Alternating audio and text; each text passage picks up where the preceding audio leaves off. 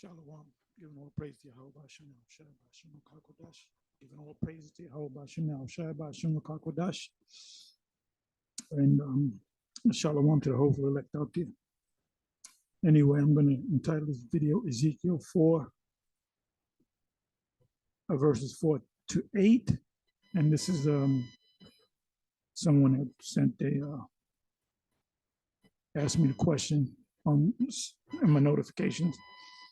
And he asked it before, but I forgot about it. So he asked a second time, and I gave him a quick answer. This is talking about Jerusalem in America.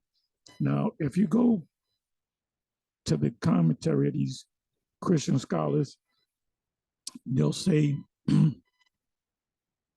okay, according to the days, 390 days, and they'll argue, they'll say Israel as opposed to Judah, which is in the 6th verse,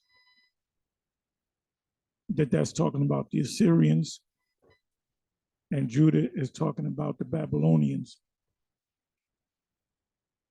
But when you deal with the Babylonians, the prophecy is for 70 years, which that was cut down. I think they were actually went as far as 67, 68, I think believe 67 years, so it was cut short. The scriptures in Matthew 24, Luke 21, and so forth speaks about lest the time be cut short, there'll be no flesh to save. So don't get really messed up in the numbers. So other scholars would say, as you read down to Judah, it's talking about the siege of Jerusalem. Or they'll say, some of them say it's Babylon being besieged, and the Babylonians besieging the Israelites, the kingdom of Judah, excuse me. And then they'll go into when the Romans seized Jerusalem, because you had Judah, meaning Judah, Benjamin, Levi, and some of the northern kingdom tribes stayed with Judah. That's in the book of Chronicles. So it says here, therefore, Ezekiel 4, verse 7, therefore thou shalt set thy face toward the siege of Jerusalem. So, matter of fact, you know what? Let me do this. But it's actually talking about America. Like if you go to Jeremiah 50 and Jeremiah 51, even Isaiah 13, Isaiah 34, and other scriptures, scholars will tell you that, for example, Jeremiah 50 and Jeremiah 51 was talking about ancient Babylon, but it was not talking about ancient Babylon, it was talking about America. So these scriptures right here, although the scholars, and we're going to see what the scholars say, the Christian scholars say about the 7th verse, and they most likely will say, they'll either say the Romans on 70 AD or the Babylonians. So let's see what they say. But this is talking about America. And what other clues what other information do we have that we know it's America? When you go down to the 9th verse, it reads about our food shall be defiled among the Gentiles. Now, in these previous captivities, we ate good. In Numbers, it speaks about in Egypt how the Israelites wanted to, not all of them, but most of them want to go back to Egypt because they were saying how good the food was. And they were eating a lot of prebiotics and probiotics. You know, look that up, prebiotics and probiotics.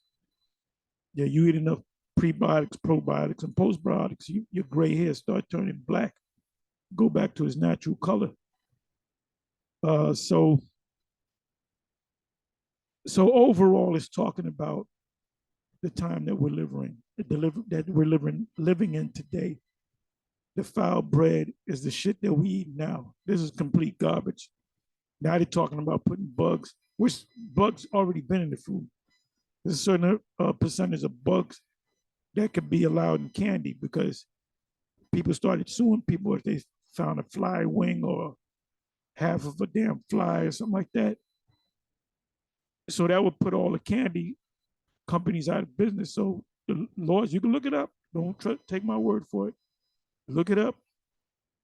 That there's a certain percentage of bugs that can be added into the candy of certain foods. That's in the law now. So them telling you putting bugs in there, they already putting bugs in your food. So let me go here to the let me find the commentary.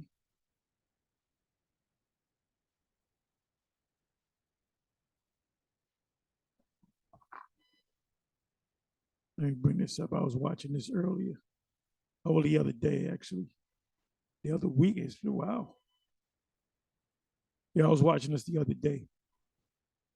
Atlas Shrug receipts galore. Let me see. Go to commentary. And remember, when you read these prophetic scriptures, they're twofold meanings and threefold meanings. Like the curses in Deuteronomy 28, from started from the 16th verse, 15, 16th verse, applies to Israel, but now they will apply to Esau and other nations, mainly Esau. So when somebody said, well, that's only talking about Israel, yeah, but if you go to Deuteronomy 30 and 7, it tells you that they're going to receive the curses now. So, and the Most High put this book together because you have to have a spiritual mind to understand it. See, Esau does everything based upon logic. See, folk have to say, oh, well, that doesn't mean that because, you can't, like he'll use Revelation. One part of Revelation talks about a man and it's an actual man. Then another part is talking about a beast, but it's means something else. You can't do that. But where's that in the scriptures where you can't do that? When Daniel saw the beast, the beast, the first beast, the second beast, third beast, fourth beast, he saw an actual beast. I'm talking about Daniel 7. Then in Daniel 7 and 9, when he saw the Lord, he saw an actual man. Well, that symbolized something else. No, he saw an actual man. When he saw those kingdoms, they were in the form of beasts. That's what he saw, a beast. So you can read a prophecy at one time. At one point, you're looking at one part of the vision, and it's an actual man or a woman. Oh, the woman that sat on the scarlet-colored beast he saw an actual woman.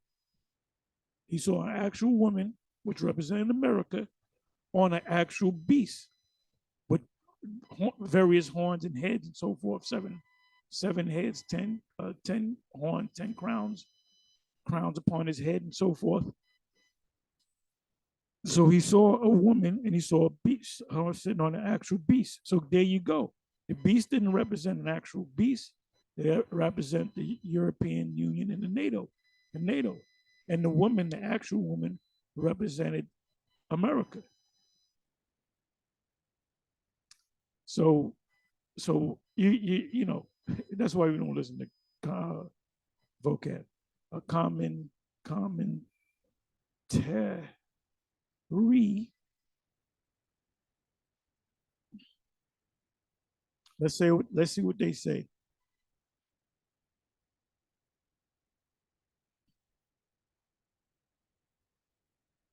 Okay, I'm trying to find Bible Hub, and I did go through this before.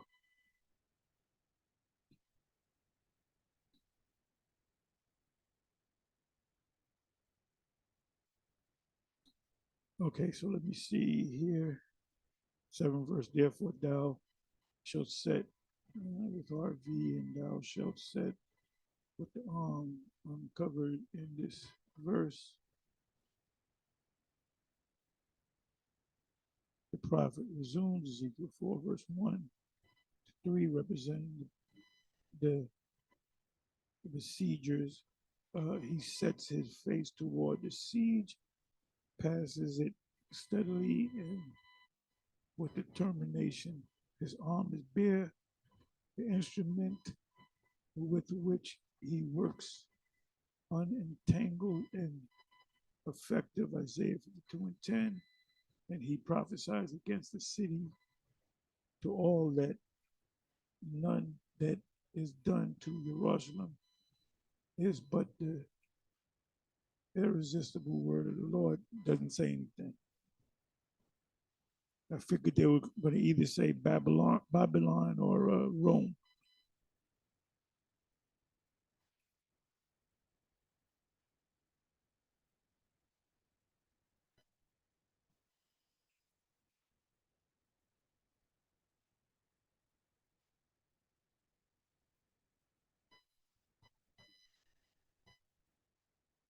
Let me try this. Let me go to Rome.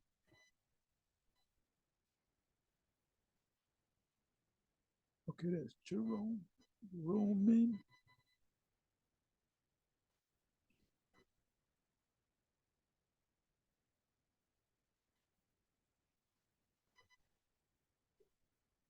Okay, right here.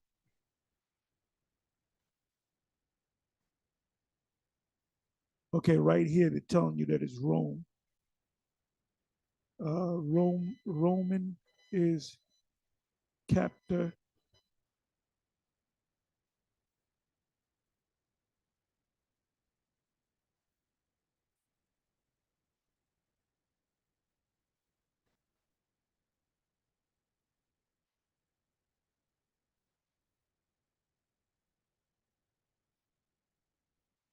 There's a coin called Judah captor because the Romans captured the uh, the Jews in Okay, so let's see what this says.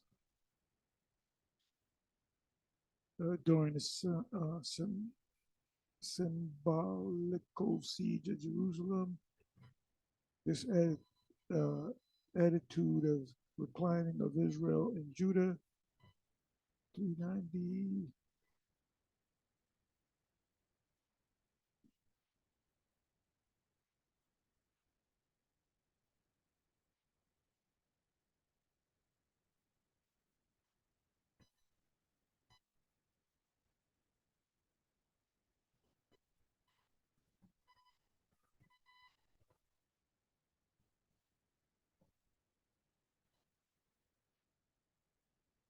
They're not telling you. The only clue we got is right here.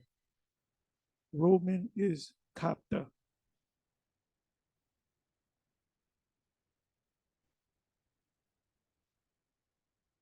And that's all they're giving you.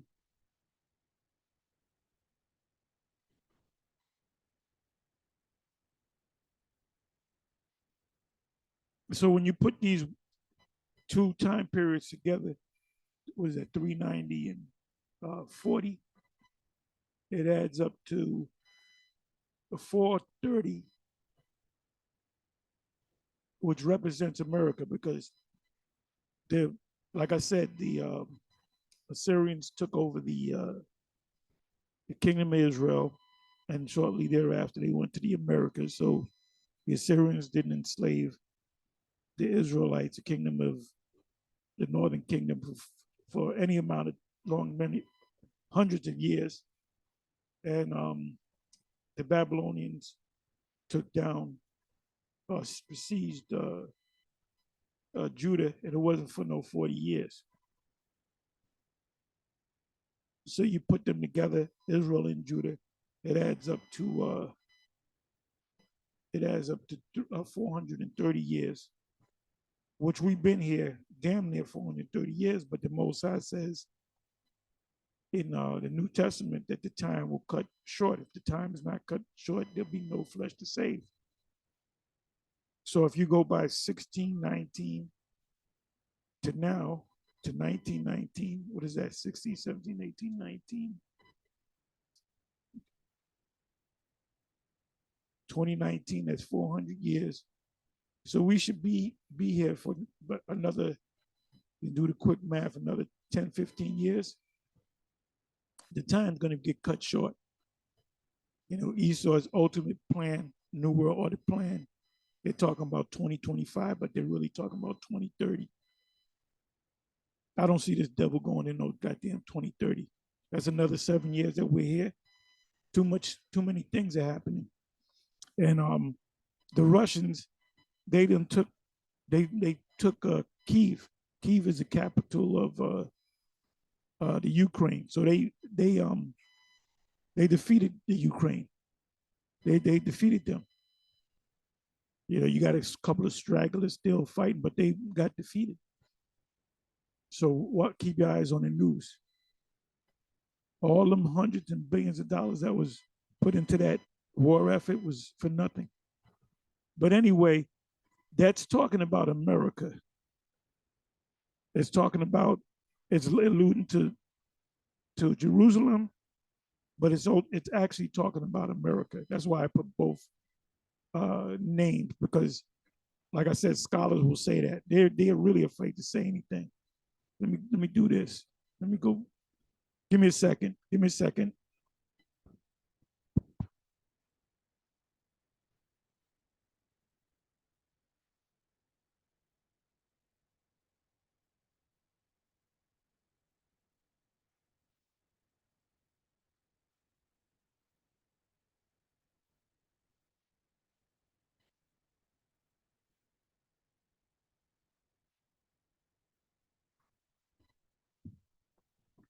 But that's, in a nutshell, that's what it's talking about.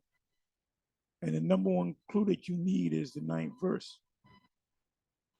Matter of fact, let me do this. Excuse me.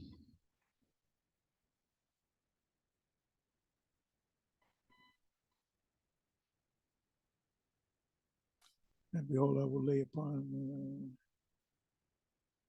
in the days.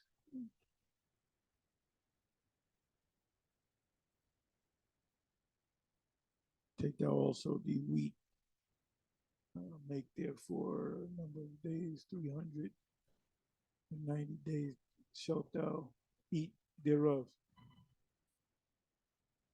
In slavery, we eat crap, slop, and now we're eating slop. Let me see what they say about this.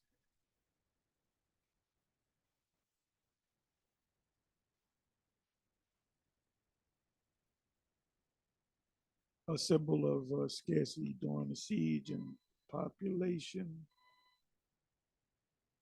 pollution. I'm sorry, pollution and the dispersion of them having to eat unclean things among the Gentiles. That's what we're doing now. Like I said, in Egypt, we were eating good food. We were eating prebiotics and probiotics.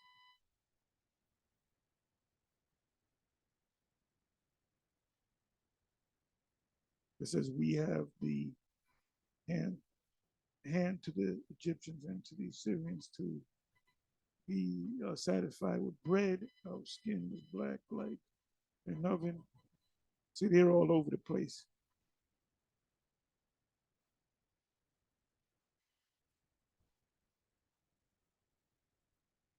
It says barley, the chief food of the poor.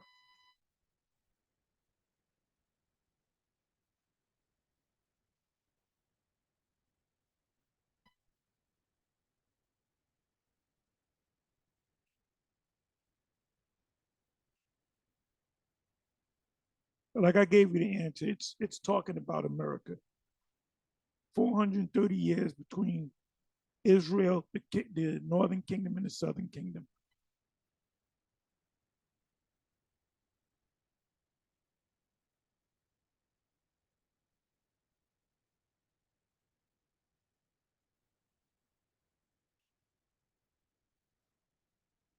I'm looking for the word defiled.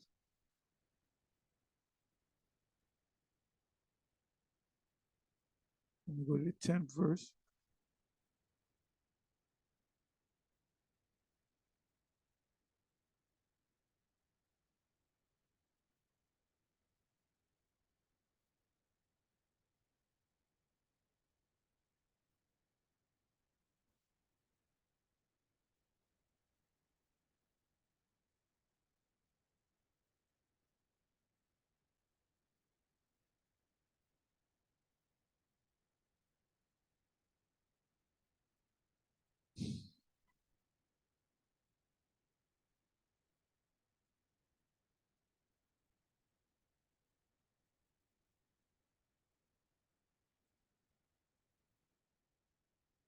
Give me a second here.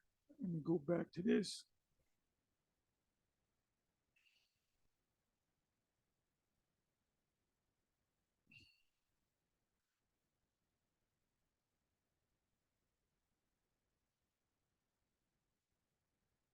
Okay, it says defiled bread.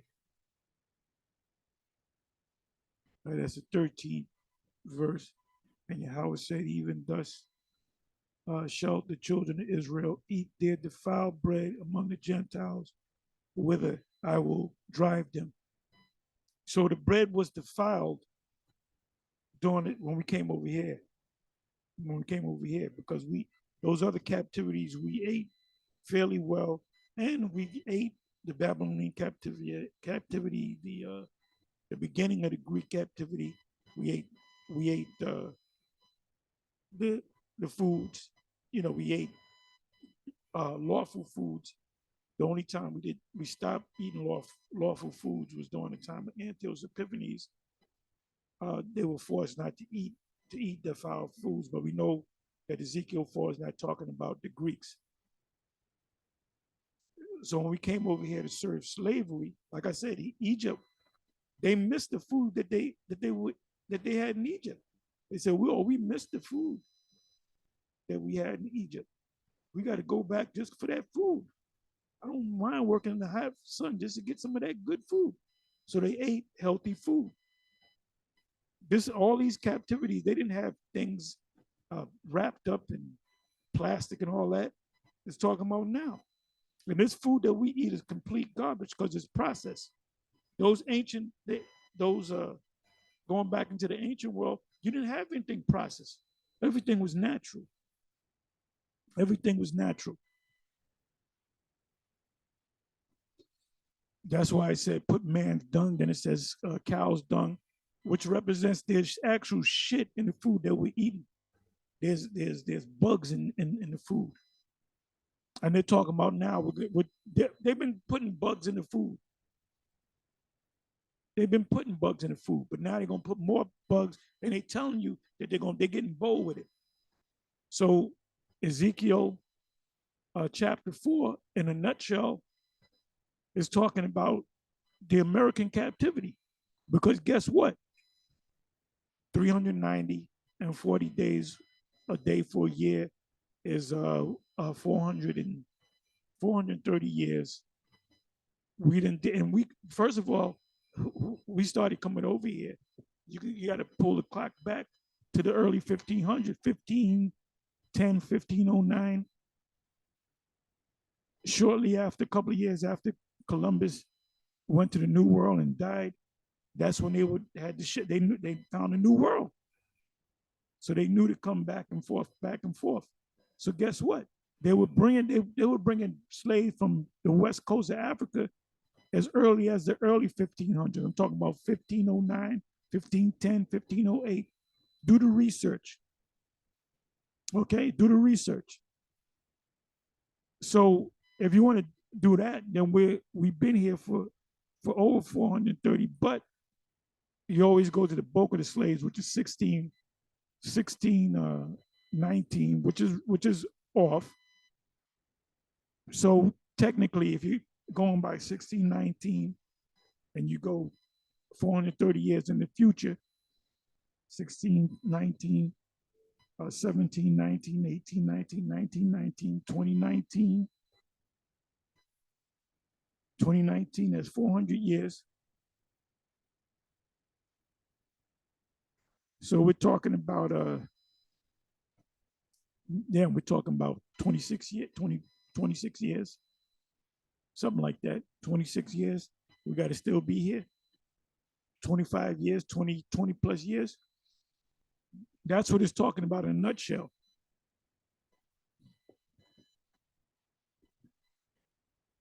Like I said, these numbers you don't got to worry about. Numbers are not always important. The Most High don't deal with exact numbers. I'll give you the proof on that. The Most High said,